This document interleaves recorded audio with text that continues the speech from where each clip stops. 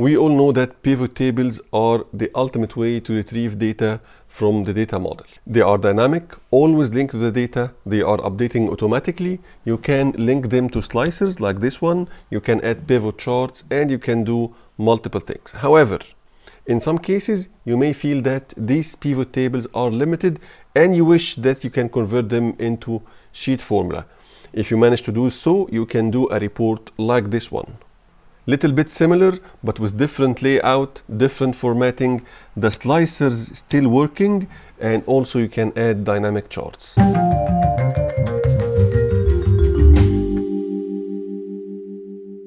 Hello and welcome to a new video from PP series, video PP10. In this video, we are going to look at how we can convert a pivot table into sheet formula.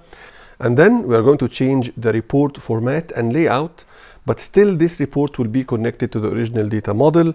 And then we are going to add some new data and see how this will reflect in our report, even if it's no longer a pivot table. We are going to add some slicers and charts. This slicer will continue to affect the formulas, even that we don't have a pivot table anymore.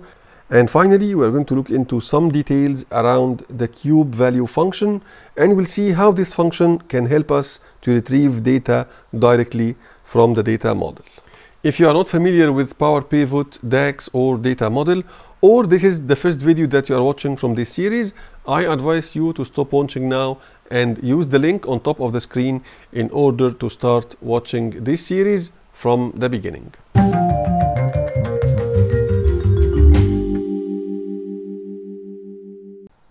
We have a very simple data model containing only two tables. First one is our transaction table containing columns around date, category, country, channel, revenue, and cost. On the other hand side, I have only one dimension table. It's basically the calendar, and I have a one-to-many relation between both tables based on the date column. I already added some measures in order to calculate total revenue, total cost, the gross profit and gross profit margin, and also the change versus last year and the year-on-year change. I already created a pivot table in order to report revenue, cost, gross profit and gross profit margin by category for this company. This company is operating supermarkets in different locations, and here is the different category inside this supermarket, including bakery, beverage, deli, meat, and so on and so forth. I already added one slicer just to indicate which channel. I have only two channels, the physical and the online channel. Now I need to convert this pivot table into a sheet formula, and this is very straightforward. I can just go to the pivot table analyze. I have a section called calculation, and then I have OLAP tools. If I just open this arrow, I'll find the convert to formulas. Once I click on it, the pivot table will disappear and I will have a sheet formula. If you check any of the row headers and you look at the formula bar, you will find that the function used called CUBEMEMBER, and inside this CUBEMEMBER there is some arguments starting with this workbook data model, and this will be always the case. Anytime you convert a pivot table into a formula, the formula will use this workbook data model, and I have some arguments to describe which column exactly retrieved from the data model. Same case for the column header. I have a CUBEMEMBER function. I have this workbook data model. However, in our case, the columns are measures. That's why it is selecting measures rather than elements of a column inside a table. It is using one of the created measures. However, if you look at any value point, you will see that the function used is CUBEVALUE. Again, it is connected to the workbook data model. However, the other parameters is references to the column header and also the row headers. The good news that these formulas are connected to the slicer, so I can still change between online and physical. The benefit that I can get directly is to change the layout and the format of this table.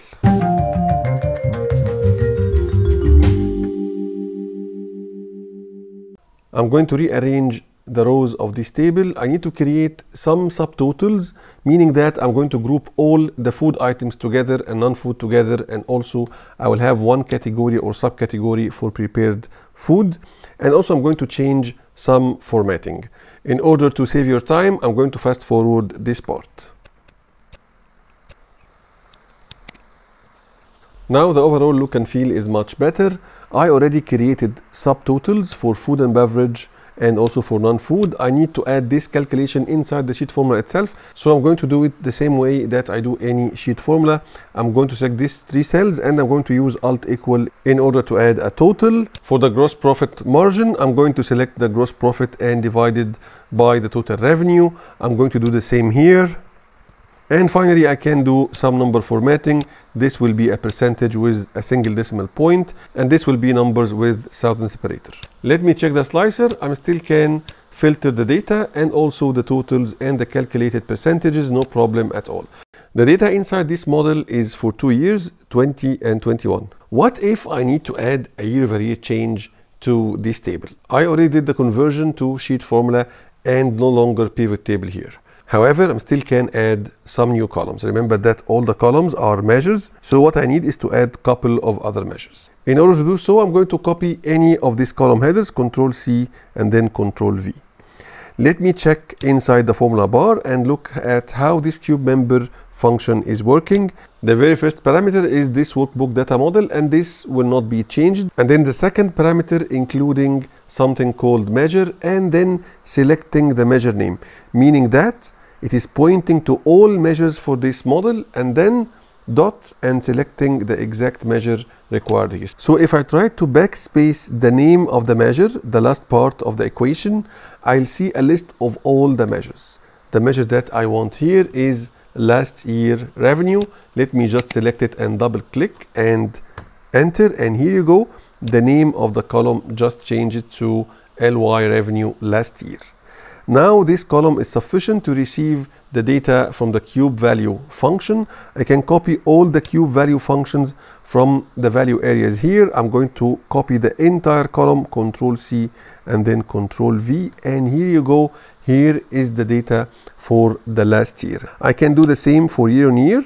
Let me add another column here, Control C and Control V. One more time, I'm going to delete the last part of the CUBEMEMBER equation, which is basically the name of the measure. I'm going to select another measure, which is the revenue year on year percent. Tab and hit enter. Let me select this column this time because it contains percentages, easier for formatting. Control C and then Control V. And here you go, all working perfectly, but I need to adjust this sheet formula. I'm going to divide the current year revenue over the last year revenue minus 1. Let me do the same for this subtotal as well. Remember, these two functions are prepared inside the sheet formula itself.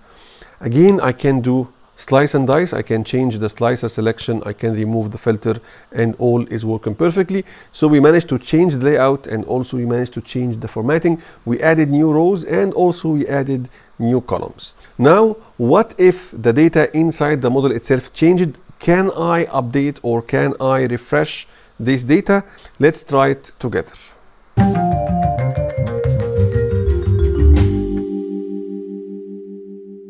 Here is my raw data I used inside the transaction table. If you check the dates, I have 2 years, 2020 and 2021. Now I have a new data for 2022. I need to add this to the original data set. I'm going to copy, Control C, and then going to the raw data. Actually, this is a table format, and this table is used inside the data model, so I can just update here, Control V. The table will be expanded, and the data model table also will be updated once I refresh. Let me go to the report. If you check the total of revenue, it is 13,555 and the total cost is 8,370. Let me try to refresh. There is no refresh button here. However, you can go to the data ribbon and select refresh all. This will refresh the data model and also will refresh this report as well. You will notice that I have 21,566 and 13,352. The new year is already updated. Again, the slicer is working, everything is dynamic and linked back to your data model.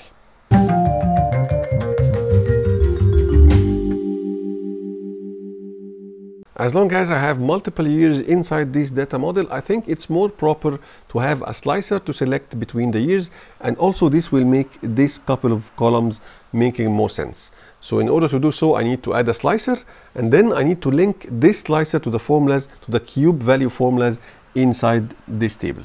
In order to do so, I'm going to start by just adding the slicer. From the insert ribbon, I can see filters and I can select a slicer. This will prompt me to the existing connection.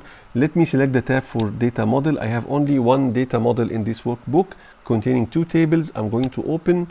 I have here my tables. I'm going to select more fields, and then I'm going to add a slicer for the year. Once I click on OK, it will add the slicer. However, it is not connected till the moment to these formulas. How can I connect it? If you check any of these formulas, the CUBEVALUE formula, the last parameter is a slicer name. You can see that slicer channel. This is the case for each and every formula of this table, I mean the CUBEVALUE formulas. So I need to add the name of this slicer inside the formula itself, and this will make the formula connected to the slicer selection. How can I know the name of the slicer? If I select the slicer and go into slicer ribbon, from slicer settings you will see the second line, name to use in a formula, slicer underscore year. So I'm going to select any of these formulas, and then at end I'm going to add a comma, and I'm going to type SL. Here you'll find the name of the slicers in this workbook. I'm going to select the slicer year and hit enter. This cell now is connected. I can just check it is connecting perfectly, but I need to copy the same formula to the rest of the table. Control C, and carefully I'm going to select all the cells that is using the CUBEVALUE function. Now I can use Alt HVF in order to just copy the formula. Now you can check your slicer. 21 is working perfectly, 2022 working perfectly. If I select 2020, I have only one error here because you cannot divide on 0. There is no last year for 2020 inside this model. So I can just add a very simple formula like if error in order to overcome this issue. Control C, and I'm going to do the same here. And I think now it is working perfectly. I managed to update the data model, and also I managed to add a slicer for the year. Now let me see if I can add a quick chart in order to look at how much of the revenue coming from each and every subtotal that I have here, or each and every subcategory here. So I'm going to select this line and then press and hold Control. I'm going to select prepared food and then non-food, and I'm going to insert. From insert, I'm going to select the pie chart, and I'm going to select a pie chart or a donut chart. Now I can just do a very quick formatting. Let me select this style. You can see that I can easily select the year. I can change between the online channel and the physical channel. Let me do some quick organizing for this report. Now the report is nicely organized and still active and still connected to your data model. But what if I need to get some data directly from the data model, but without starting with a pivot table? Can I do this? Yes, still you can do it, and this will be our final discussion today.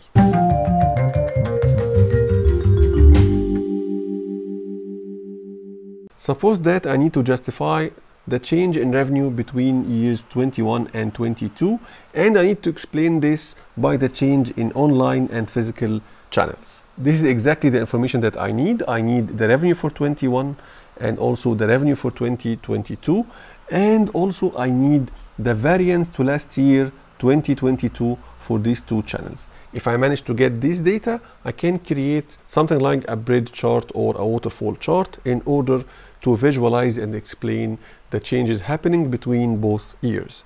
So in order to do so, I'm going to start by trying to type the CUBEVALUE from scratch.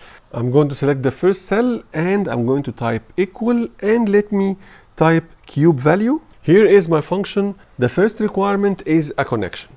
As I mentioned before, the connection will be this workbook data model. In order to reference this workbook data model, I'm going to open double quote, and my only selection is this workbook data model. I'm going to hit tab, close double quote, and then comma. Now it requires member or expression. In my case, I need to start with a measure. So in order to reference a measure inside this model, I'm going to start by, again, double quote. And here you can select between three things. I have only two tables, remember, calendar and data, but I can also select from the measures. In this case, I'm going to start by the measures, so I'm going to select by the mouse, measures, double click, and then I can specify which measure exactly. In order to start to select the measures, I'm going to add a dot, and again, I'm going to find a list of all the measures. The measures that I need for this case will be the total revenue EGPMN. Here is it. Double click, and then I can close the double quote and close the bracket, and here you go, 21566. If you check our report it is exactly the same. So I managed to retrieve all the revenue from the entire model. If you look at the formula bar, you will see that I managed to select the total revenue measure manually from the drop-down list that I had inside the measures list. But what if I need to reference a cell instead of just hard coding the name of the measure? From inside the square brackets, I'm going to delete the name of the measure, and I'm going to start to type double quote and then %, and I'm going to select the cell containing the name of the measure, and then %, and double quote once more and hit enter, and here you go, the same result exactly. Now I need to start to do some specifications. I need only the revenue for 2021, so I can add more to the same formula. I'm going to edit once more and then comma. The second member or expression will be specifying the year, so I'm going to add another double quote.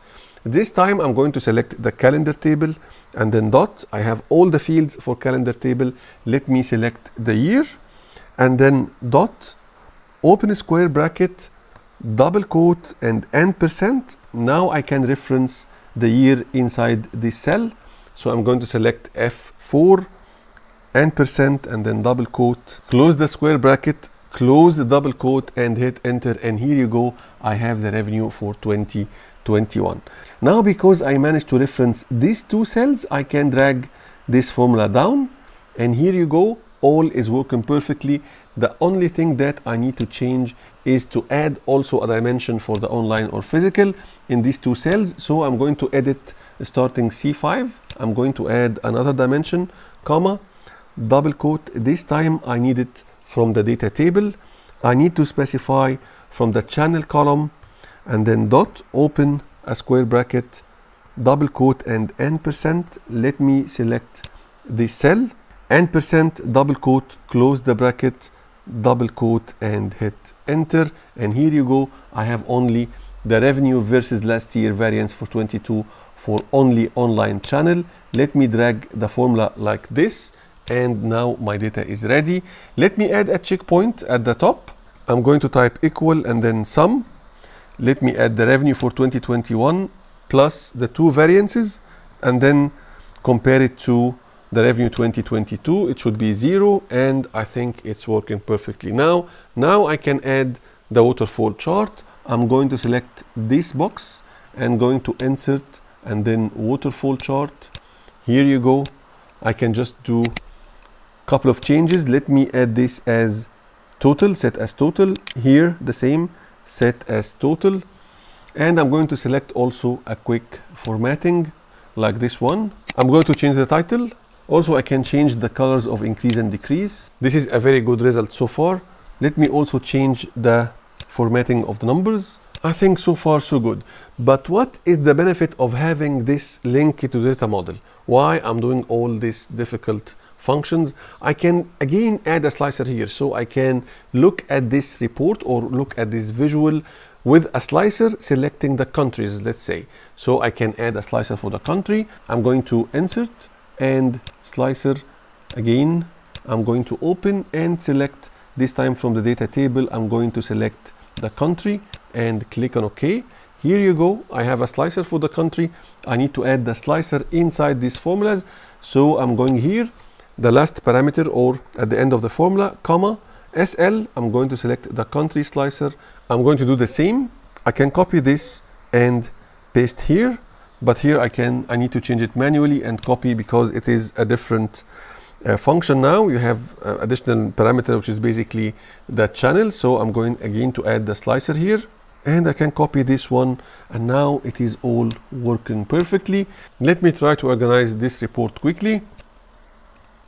And finally, I have a very good visual that can help me to understand the change between the 2 years, 2021 and 2022. I can select the country, or I can look at the entire organization as a total. I think it is very useful. Little bit complicated, but if you understand it, it will work with you very easy. That was all for today. Thank you very much for your time. If you like this video, please like it, subscribe, and leave me a comment. And you'll find some useful links here. Please check them out.